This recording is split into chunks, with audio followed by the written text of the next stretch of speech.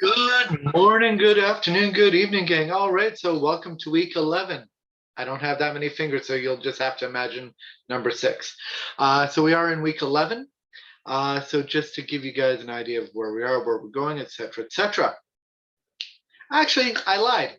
Week 12, imagine another 2 fingers. So week 11, fall break. Hope you guys have been able to relax a bit.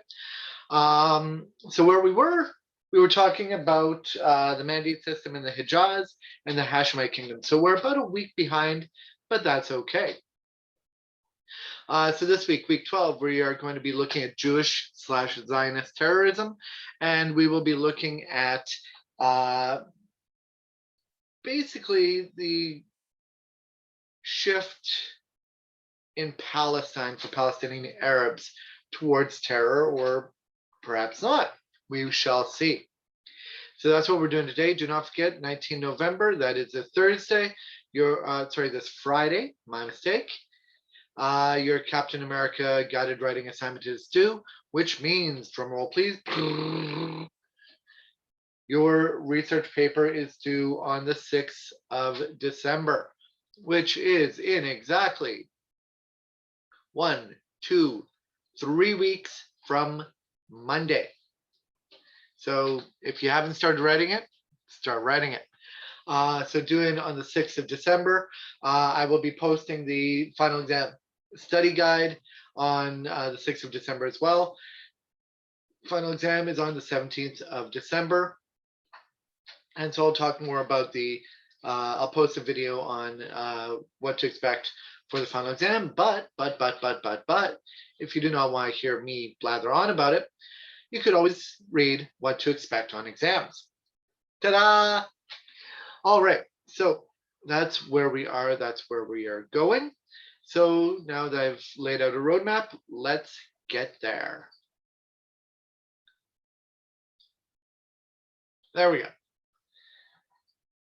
All right, so as always, sorry, this is just going to annoy me for a second.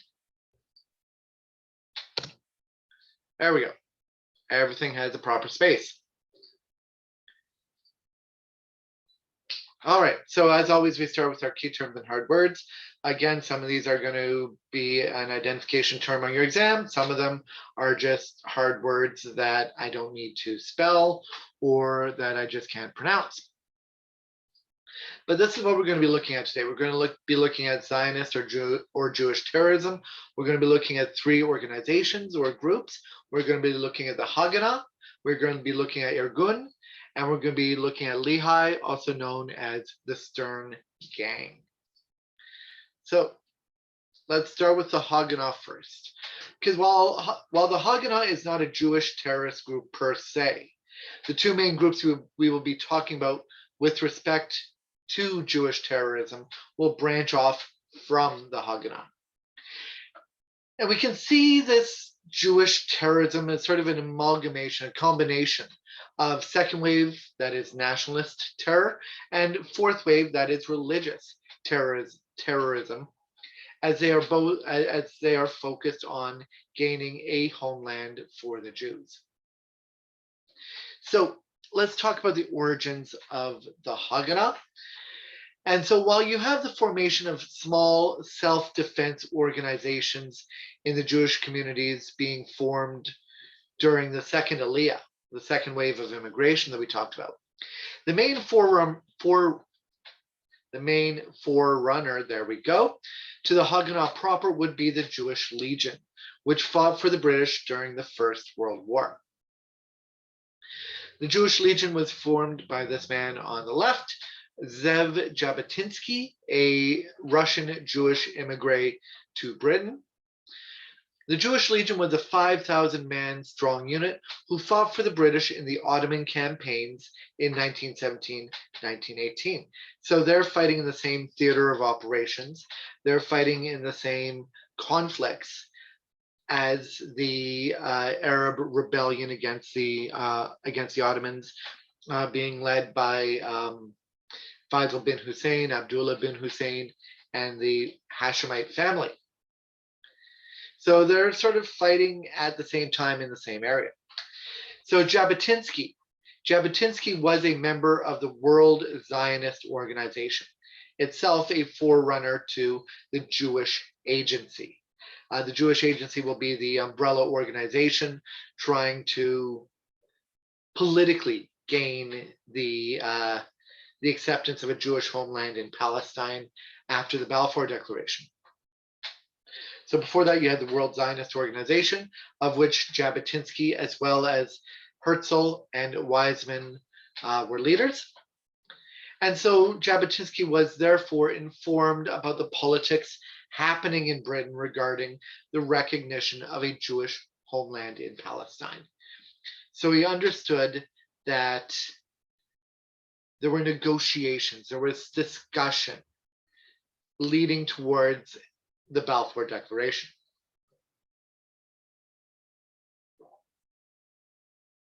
Now, Jabotinsky's goal with the Jewish Legion was twofold. First, he wanted the Jewish people to fight for Palestine, to fight for the British for Palestine, so that the leaders and Jabotinsky and others could argue that the Jewish people fought for and died for a British Palestine that favored a Jewish home in Palestine. And it would therefore give more credence to the Balfour Declaration that was being negotiated and that was forthcoming. Weizmann, Jabotinsky, and others could go, look, we have Jewish men dying in Palestine so that Britain can get it. We're fighting, we're dying, we're bleeding for this land. Therefore, you should look favorably on giving us a homeland in Palestine. Granted, at the same time, with the Arab Revolt, Faisal, Abdullah, and others could similarly argue, this is our land, we are fighting, we are bleeding, we are dying for it as well. Therefore, when it is liberated from the Arabs, or sorry, liberated from the Ottomans, as per our agreement, this should become our land. So similar arguments on the Jewish and Arab side of things. But secondly, the second goal of Jabotinsky with respect to the Jewish Legion was that he wanted to create the conditions on the ground that were conducive to the Jewish community. Because by arming and training Jews who, after the war, could potentially immigrate to Palestine, Jabotinsky believed that the Jewish community would become self-sufficient and therefore less reliant on British protection. After the war, former members of the Jewish Legion would form the core of the Haganah. So this is members of the Jewish Legion having their picture taken on Yom Kippur at the recruitment depot in Britain. So this would be obviously prior to the Legion deployment into the Ottoman area. So now that I've sort of set up the origins of it, what is the Haganah? Well, the Haganah was the self-defense force for the Jewish communities that were formed during the three various aliyahs. However, during the first decade of the Palestinian Mandate, so between, let's say, 1919 and 1929, the Haganah was an organization only in name, because each individual kibbutz, each individual town had their own little self-defense force. So more like a combination of local law enforcement and cadets, almost. But this changes, this fractured organization changes after the 1929 Palestinian riots. We are going to talk about the 1929 Palestinian riots in next week's video.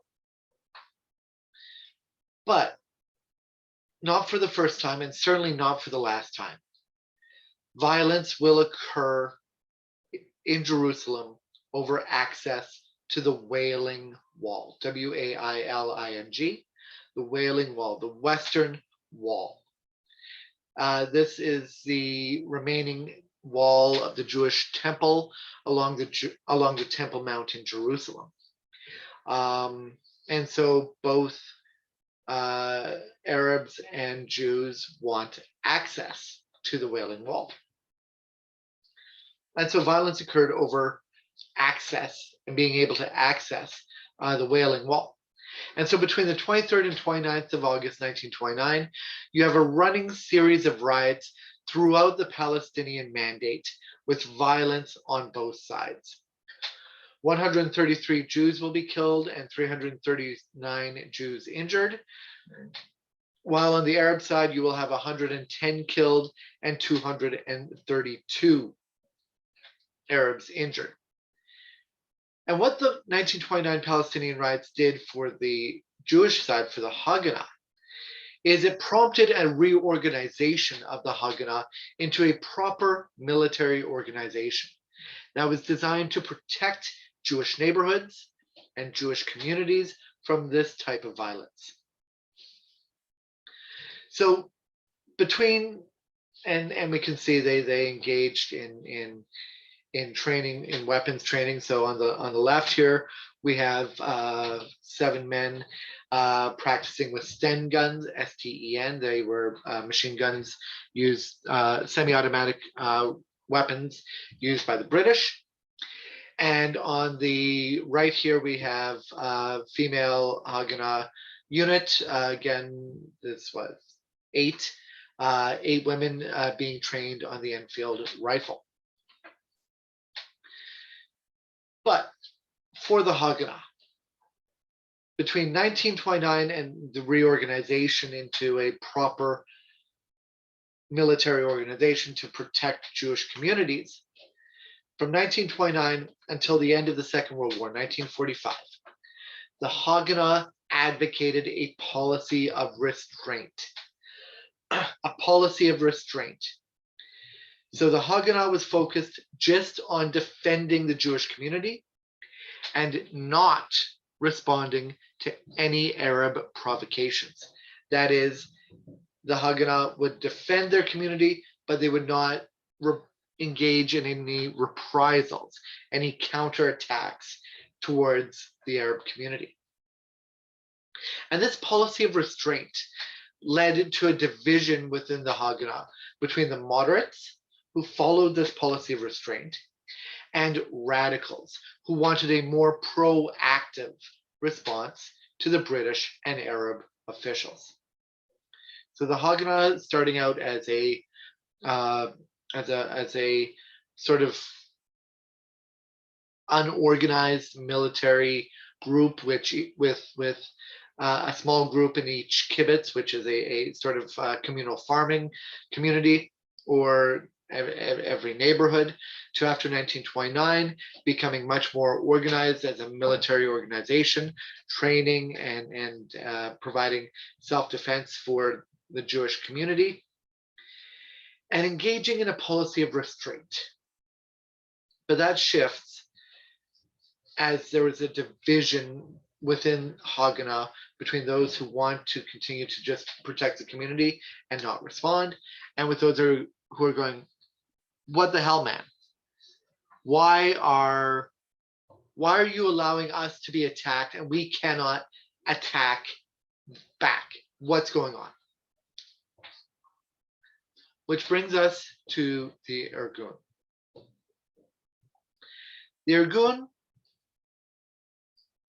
there we go, was formed from the division within the Haganah in 1931.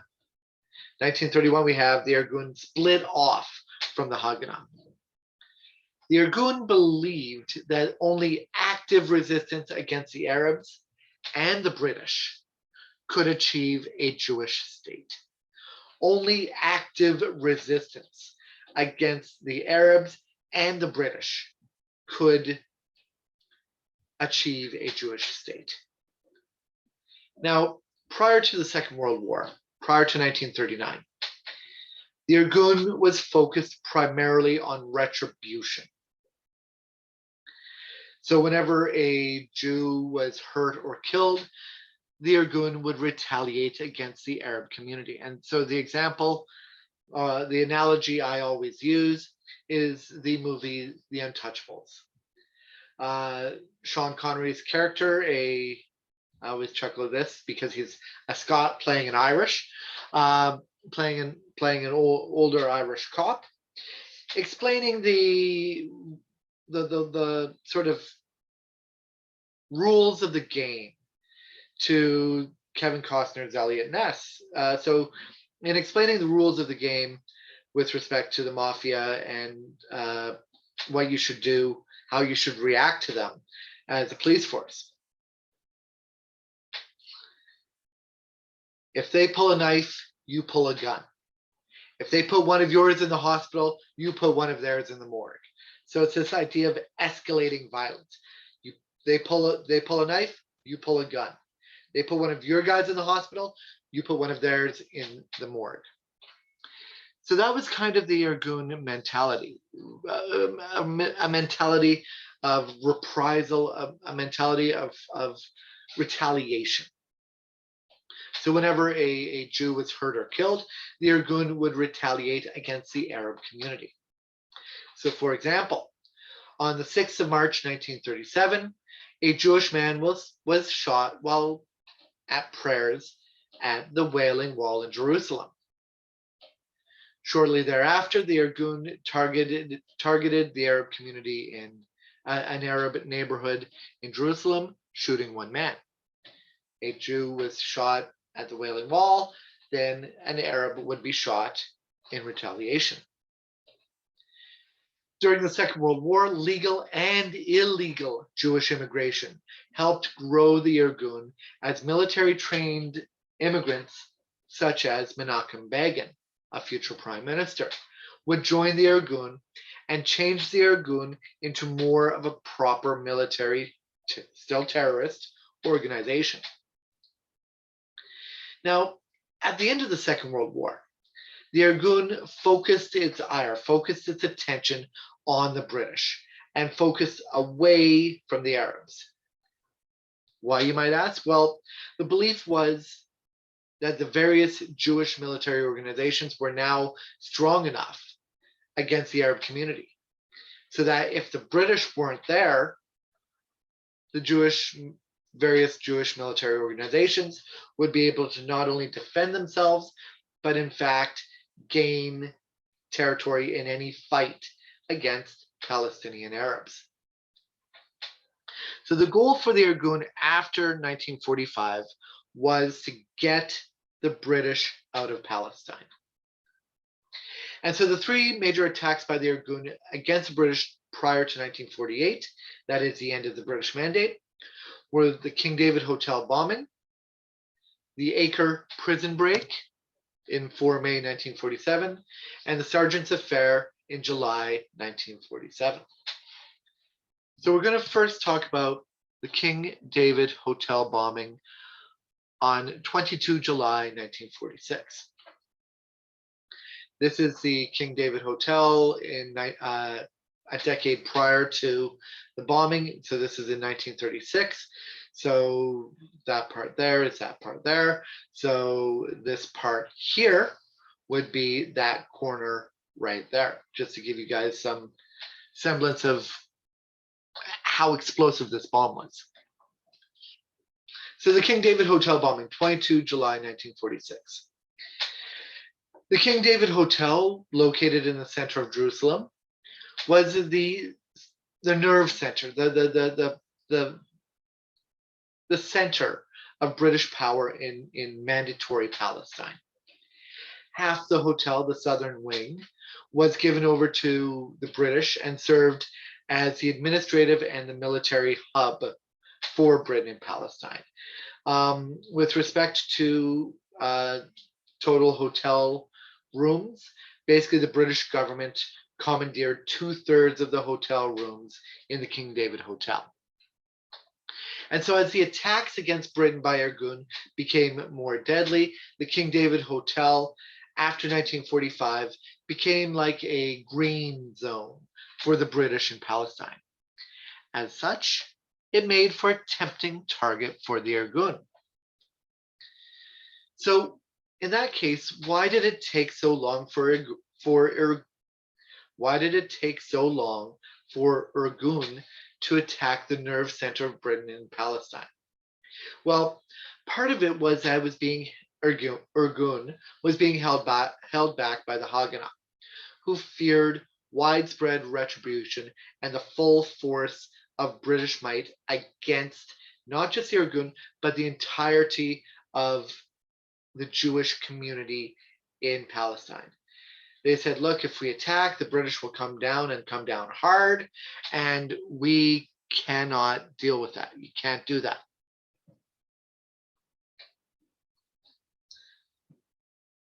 Now, why did this change?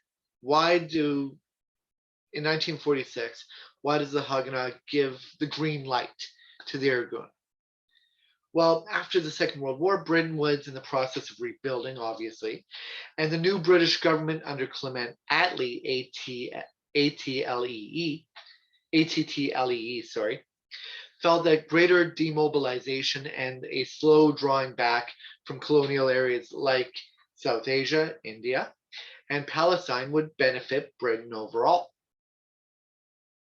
In addition, British authorities raided Jewish organizations throughout Palestine on 29 June 1946 in an operation called Operation Agatha. And in Operation Agatha, in addition to arresting 2,700 people, all of them Jews, the British government had seized documents that tied the Haganah and the Irgun to joint attacks in Palestine. Took these documents and went and stored them in their green zone in the King David Hotel.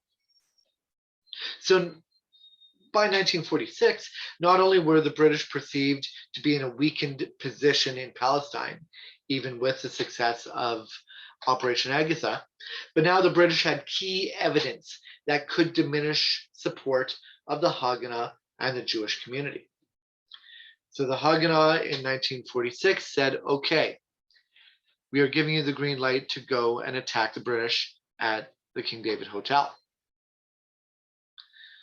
So, disguised as Arabs, the Irgun strike team snuck 6 milk cans, so big jugs of milk.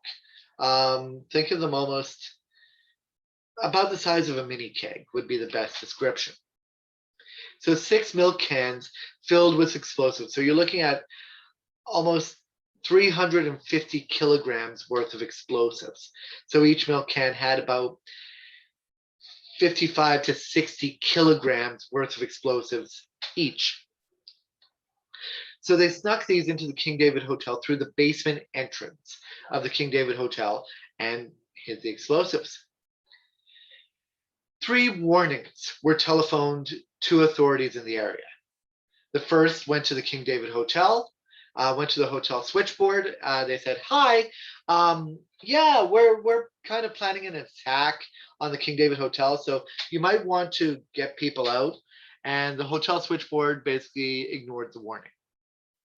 The second warning, sent out minutes later, went to the French embassy next to the hotel and was taken more seriously.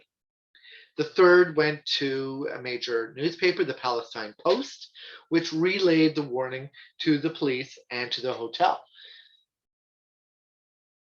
The third warning arrived at the Palestinian Post at 12:31 p.m.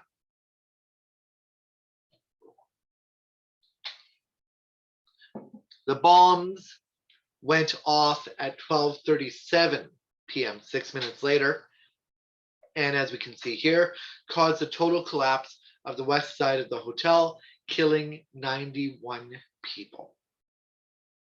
Now, the King David Hotel bombing in 22 July 1946 marked the beginning of the Irgun post-war campaign against Britain. As well, it marked the beginning of the end for British rule in Palestine. While the goal of the attack was to hit Britain to hit British power in Palestine. It was also designed to provoke a reaction from Britain. And the British authority did react. British authorities reacted by tightening restrictions in Palestine, including curfews, including massive arrests, including random searches and seizures against the Jewish community. And these tightened restrictions alienated the Jewish population from British rule and gave more support to the Haganah/Jewish Agency, the Irgun, and Lehi. So the King David Hotel bombing is the start for the Irgun after the Second World War. We're going to skip ahead a year to 4 May 1947. Because between 1945 and 1947, British authorities, with some help from the Haganah, had started arresting members of the Irgun and Lehi, who Lehi we will see in a bit. Now, why would the Haganah sort of assist British authorities in arresting members of the Irgun? Well, even though the Haganah gave the green light to the King David Hotel bombing, there were those who felt that the Irgun gave the Jewish people, gave members of the Haganah a bad name. So they were painted with the same brush. They were all terrorists, regardless of whether they were Haganah, Irgun, or Lehi. So some members of the Haganah gave intelligence to the British to help with the arrest of members of the Irgun. So between 1945 and 1947, British authorities had started arresting members of Irgun and Lehi. By early 1947, the main prison in Acre, that is in northern Palestine, was holding 70 Jewish prisoners, along with your typical assortment of people who find themselves in prison. The Irgun believed that the prison in Acre would be a solid political target because they understood with heightened security they could not attack the King David Hotel again. So the prison in Acre would be a solid political target. It was seen as the kind of like the Bastille was in Paris. It was a place where political prisoners would be held, as well as other prisoners. And so a prison break, an attack on the Acre prison would be not only a political target, but also an opportunity to free their compatriots. And so members of Irgun spent the better part of April 1947 planning the breakout, communicating with prisoners in the prison through a series of signals and messages that were snuck into and out of the prison. The hanging of 4 prominent Jewish prisoners on 19 April 1947 made the prison break more necessary. The fear was that the British authorities would continue hanging and executing the Jewish prisoners in Acre prison. And so during the planning phase of the operation, Irgun reconnaissance noticed that there was a Turkish bathhouse that was not being used next to the southern wall of the prison. And they went, aha, that's going to be a weak point. We can sneak stuff in to this unused Turkish bath and use that as our breach point. And so Irgun would spend the early part of May 1947 smuggling TNT into the Turkish bath, preparing to blow a hole into the prison. They also managed to secure a number of British officers and painted the jeeps and the trucks that they were using into military colors. So it did not look like, oh, we have these random people just going into this in and out of this Turkish bathhouse. Oh, it's just the British military. They must be doing something in there. That's fine. And so on 4 May 1947, the Irgun enacted their plan. Similar to the King David Hotel bombing, the Irgun would set up mines and set up roadblocks designed to prevent pursuit and blocked off key avenues of the approach to the prison. And so at 4:22 p.m., the bomb exploded in the Turkish bathhouse, blowing a hole in the southern wall of the prison, and the Jewish prisoners ran out of the hole into the waiting Irgun trucks and jeeps. At the same time, the regular prisoners saw this escape attempt and went, "Hey, there's a hole over there." And they decided the time was right for them to get out as well. Guards in the Acre prison started shooting wildly into the crowd of prisoners before they were chased away by grenades being thrown by the Irgun into their direction.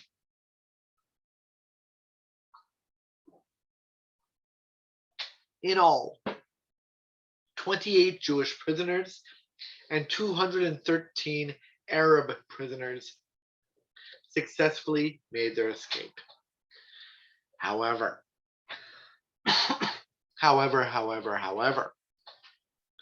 5 members of the prison break team were captured by the British, and 3 of them were sentenced to death for their involvement. The other 2 were minors and therefore exempt from the death penalty. Which brings us to the sergeant's affair. Because as a result of the death penalty issued in the Acre prison break, the Irgun decided to kidnap 2 British soldiers in an attempt to trade the soldiers for the death row inmates. And so the Irgun followed and surveilled a couple of British sergeants, hence the name Sergeant's Affair, who were part of the intelligence unit in Netanya, located not too far from Tel Aviv, to determine their routine and case them out for a potential kidnapping. On 11 July 1947, an Irgun squad assaulted these 2 British sergeants, Sergeant Clifford Martin and Sergeant Mervyn Pace, outside of a Netanya cafe and kidnapped them, using chloroform to knock the 2 out. Now, I want to take a sidetrack here for a second. Chloroform, you dose it on a cloth, put it on somebody's face, and they go, "I'm knocked out." Chloroform does not act as quickly as it's seen in movies and TV shows. Mythbusters talked about this. Others have tested this. Chloroform basically takes anywhere between 3 to 5 minutes for someone to be knocked out by it. So basically, what happened? These soldiers were kidnapped. They had their they were seized, had their mouths covered with chloroform, and dragged away. And it took about 3 to 5 minutes for the chloroform to actually act. So it doesn't happen right away. So Sergeant Martin, Sergeant Pace assaulted and kidnapped, and they were brought to the industrial section of Netanya, where they were kept in an underground bunker near a disused diamond processing plant. Martin and Pace were kept sealed underground with a supply of food, with a supply of oxygen tanks with instructions on how to refresh the air supply, and a bucket for their own personal use.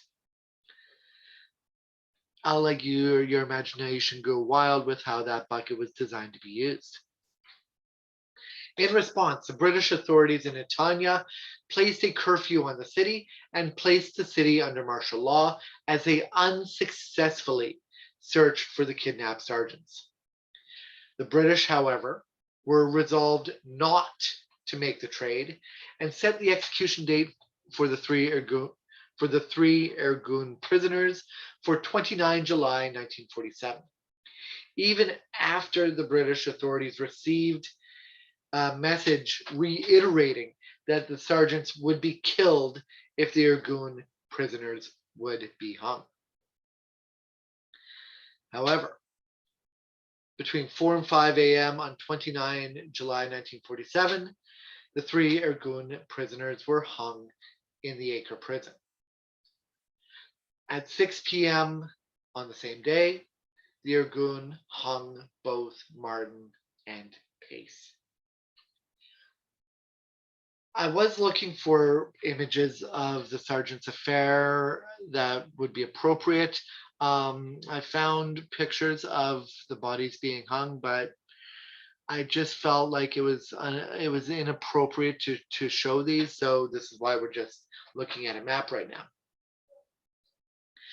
In the early morning the next day, 30 July 1947, the Irgun moved the bodies from the underground bunker and hung them in a nearby eucalyptus grove with a note pinned on each body. The note said, quote, "2 British spies held in underground activity since July 12 have been tried after the completion of the investigation of their criminal anti-Hebrew activities on the following charges. 1. Illegal entry into the Jewish homeland. 2. Membership in a British criminal organization known as the Army of Occupation, which was responsible for the torture, murder, deportation, and denial of the Hebrew people's right to life. Illegal possession of arms, number 3. Number 4, anti-Jewish spying in civilian clothes. And number 5, premeditated hostile designs against the underground. Found guilty of these charges, they have been sentenced to hang and their appeal for clemency denied. This is not a reprisal for the execution of the 3 Jews, but a routine judicial fact. So I want to talk a minute about the charges that the Irgun charged Pace and Martin with. These charges mirrored charges that the British authorities often had against Irgun or other Jewish organizations. So illegal entry into the British mandate. So illegal immigration, so therefore Martin and Pace, illegal entry into the Hebrew homeland. They were often charged with membership in a criminal terrorist organization known as Irgun or Lehigh or what have you. So the mirror would be membership in a British criminal terrorist organization known as the Army of Occupation. Illegal possession of arms. This was a charge that the British government used often against all organizations, including the Haganah. So therefore, that was shifted. Mirrored. Anti-Jewish spying instead of anti-British spying, and premeditated hostile designs against the underground or against mandatory. In addition, the Irgun planted a mine beneath each body.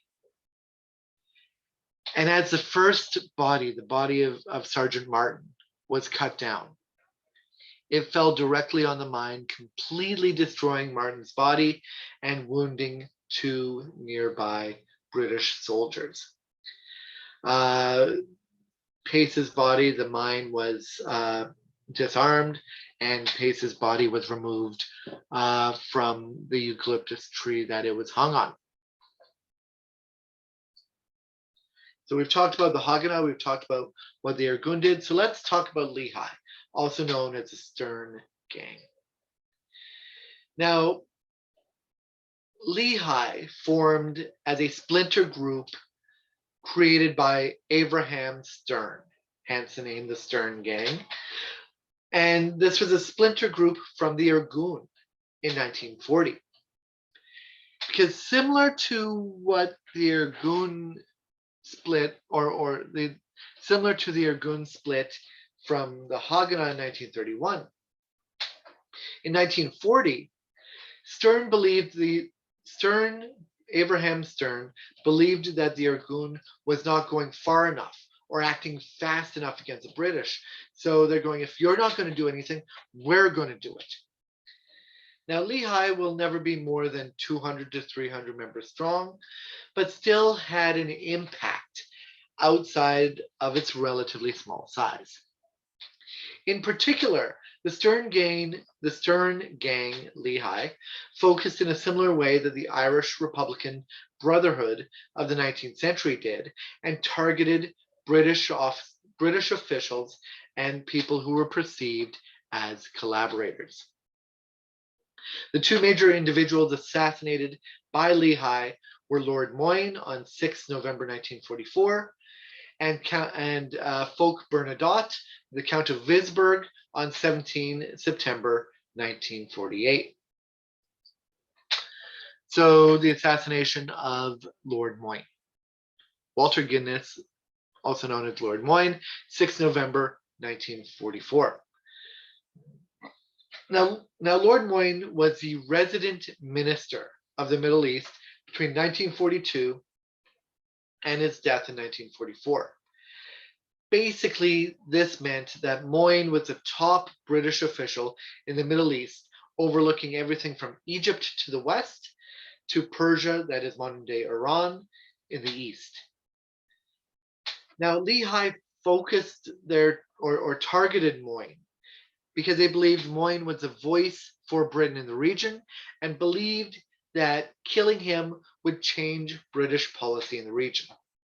So you could also analogize Lehi to the Narodnaya Volia, where they believed that by killing Tsar Alexander II, things would get changed.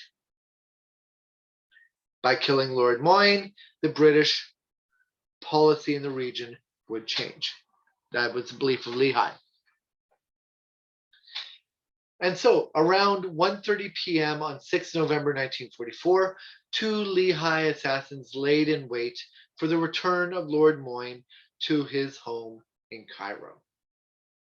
As Lord Moyne returned home, the assassins shot Moyne's driver before shooting Moyne 3 times in the chest.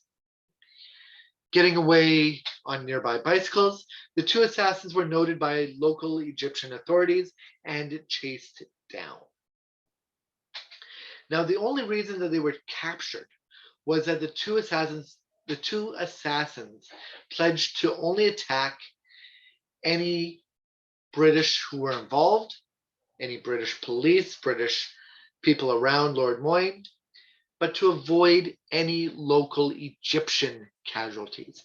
The idea was, as long as we don't rile up the Egyptians, we have the potential to hide and then maybe escape Egypt. It would take Lord Moyne 7 hours, and from the time he was shot until he died. Moyne would die at 8:40 p.m. on 6 November 1944. Moyne was close to Winston Churchill, and therefore had a state funeral, picture we see on the right, after his assassination. Lehi would issue a statement after Moyne's death, basically trying to explain their actions. They said, quote, "We accuse Lord Moyne and the government he represents with murdering hundreds and thousands of our brethren. We accuse him of seizing our country and looting our possessions. We were forced to do justice and to fight." So the argument is, we didn't want to do this. The British forced our hand. In other words, Moyne's assassination was Lehi's version of propaganda by the deed, or propaganda of the deed. To bring light to the nationalist aspirations of the Jewish people in British-mandated Palestine, it was decided by Lehi that Moyne must die. Then we have the assassination of Folk Bernadotte, the Count of Visberg, 17 September 1948. Bernadotte was a Swedish diplomat appointed by the United Nations to mediate the Arab-Jewish partition in 1948. Many leaders of the early Israeli state, as well as the Zionist movement, viewed Palestine as a single solid entity. So the proposed partition of Palestine into Arab and Israeli/Jewish territory was not on the table.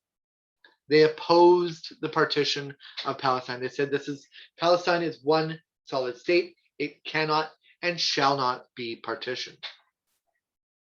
This led leaders of Lehi to target Bernadotte. Bernadotte was the lead mediator for assassination to ensure that Palestine would be and remain a Jewish state.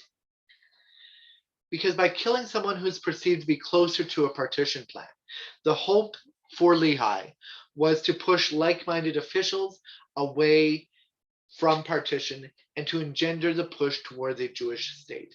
Like-minded officials would be going, oh crap, if we continue this partition plan, we could be shot too.